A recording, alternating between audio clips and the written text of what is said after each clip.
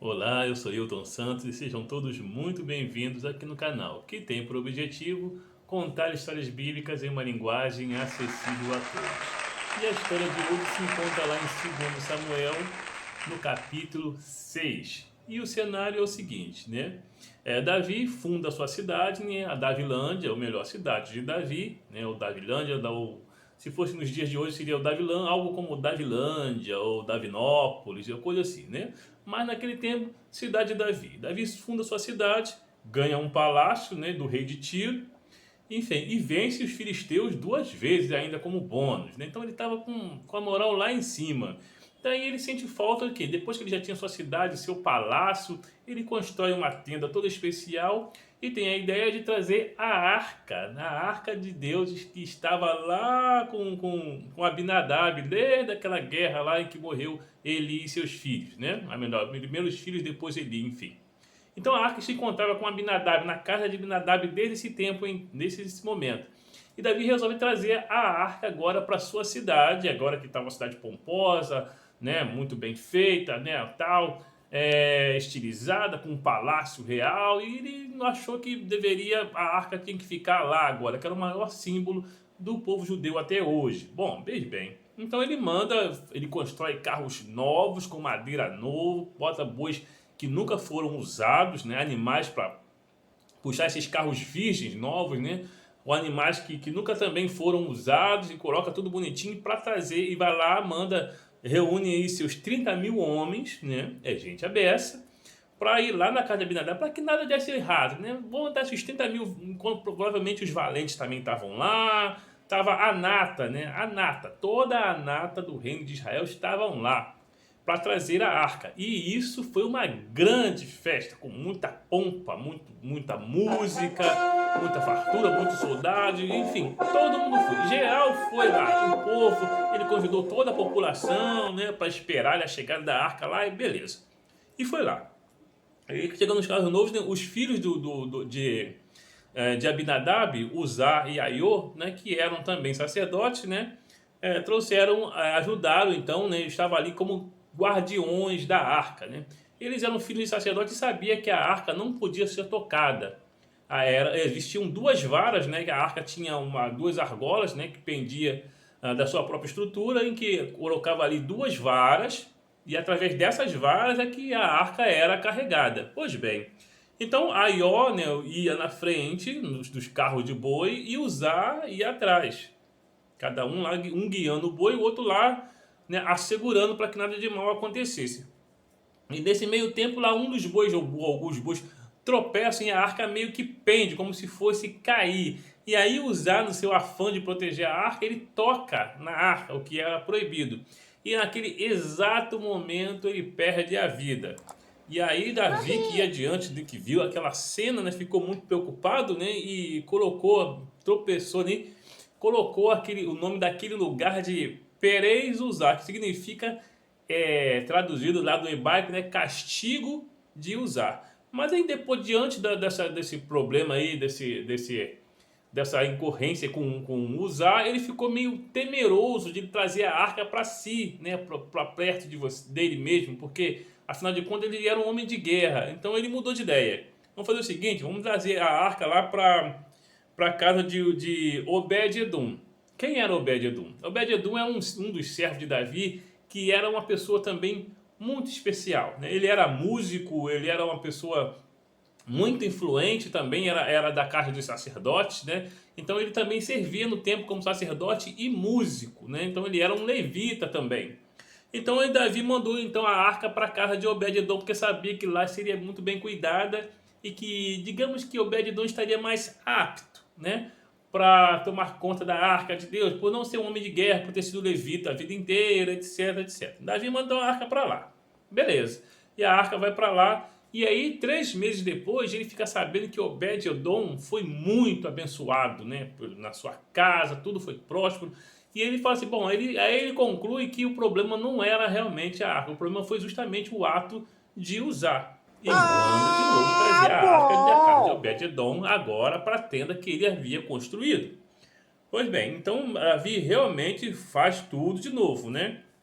reúne aquela galera de novo, os soldados, toda a pompa de novo, toda a festa, os músicos, inclusive o próprio Obed-Edom também ajuda, né? No trajeto lá e tal, enfim.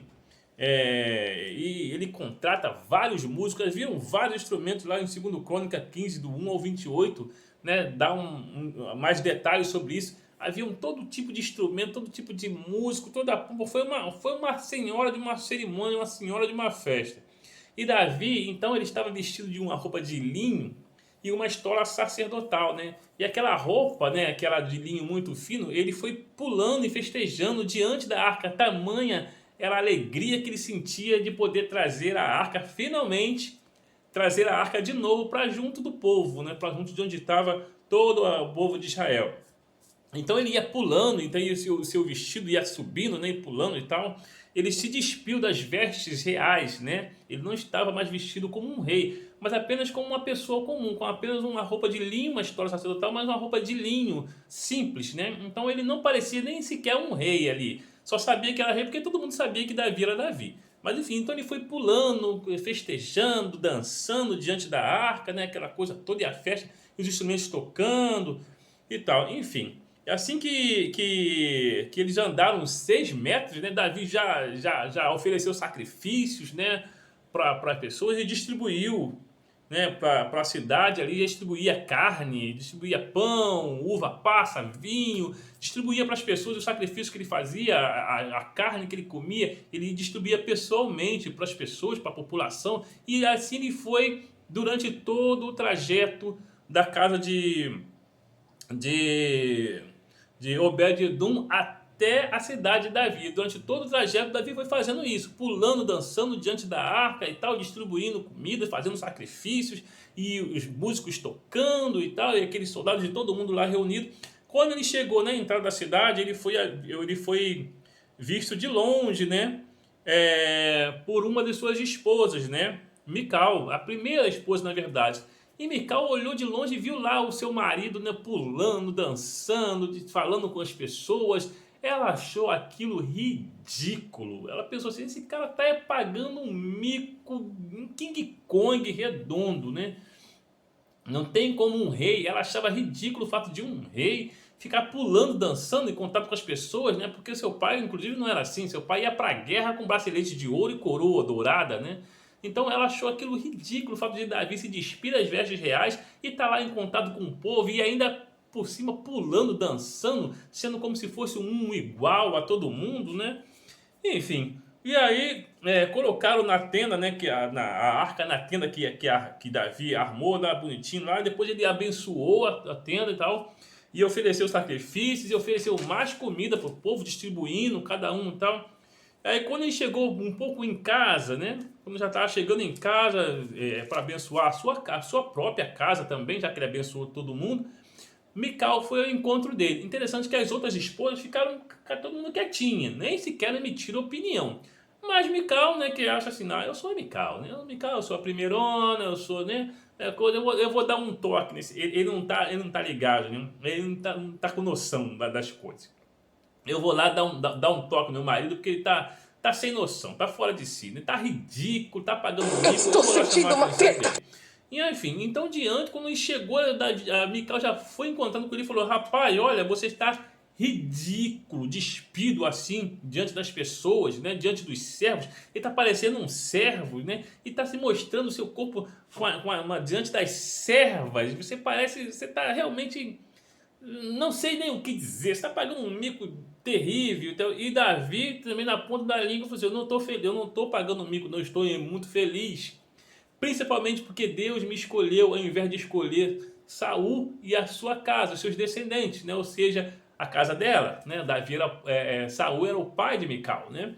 Então Davi responde que aquilo era a felicidade, ele estava se humilhando diante do Senhor, porque ele escolheu a ele, ao invés de dar continuidade ao próprio Saul e à sua casa, né? E ele falou mais, quanto às mulheres que você diz que eu estou me expondo, são elas que me honrarão, né? E a partir daquele dia, né?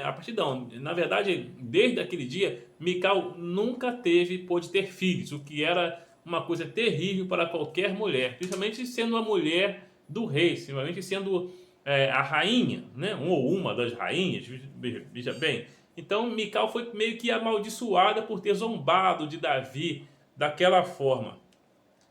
Enfim, então ele disse que perante o Senhor escolheu, né, ele realmente foi Davi. E Mical, então, nunca mais teve filhos. Pois bem, então a cerimônia continuou e tal, e aí colocaram a arca lá.